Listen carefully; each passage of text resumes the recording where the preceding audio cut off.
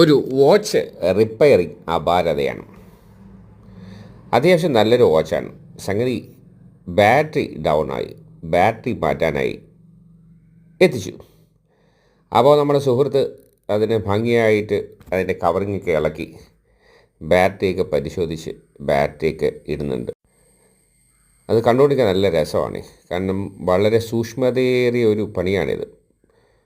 കാരണം ചെറിയ ബാറ്ററി അല്ലേ, വാച്ചിൻ്റെ ആ ഒരു മെക്കാനിസം, ആ ഒരു വാച്ചിൻ്റെ ആ ഒരു എന്താണ് വാച്ചിൻ്റെ എഞ്ചിനാണ്. ആ സാധനം വളരെ സൂക്ഷ്മതയോടെ പിടിപ്പിക്കണം. പിന്നെ ഡേറ്റ് അതൊക്കെ കറക്റ്റായിട്ട് നോക്കണം. ഇത് പോലീസിൻ്റെ വാച്ചാണ്. സംഗതി ഇമ്പോർട്ടൻ്റ് ആണ്.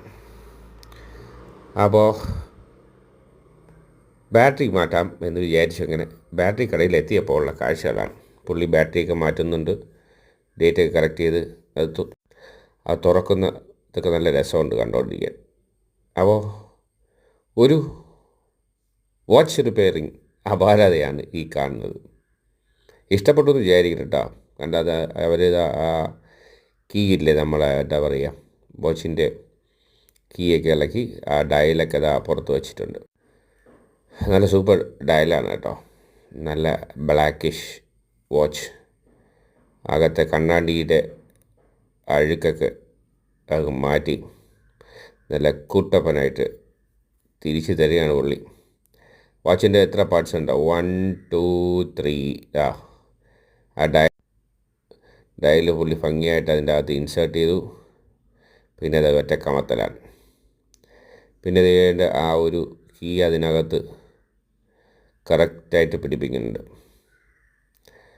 എന്നിട്ട് യെസ്, ഇനി അത് ഭംഗിയായിട്ട് അതിനകത്ത് കയറ്റി അടുത്തതിൻ്റെ ആ കവറിങ് എടുത്ത് അങ്ങ് വയ്ക്കുന്നു. യെസ്, സമയം കറക്റ്റ് ആകുന്നു. ഇനി ഇത് തിരിച്ച് അടച്ചു വയ്ക്കണ്ടേ, അതിനുള്ള ശ്രമത്തിലാണ്.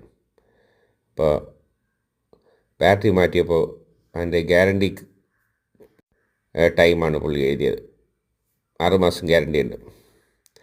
സംഗതി ലോക്ക് ചെയ്തു.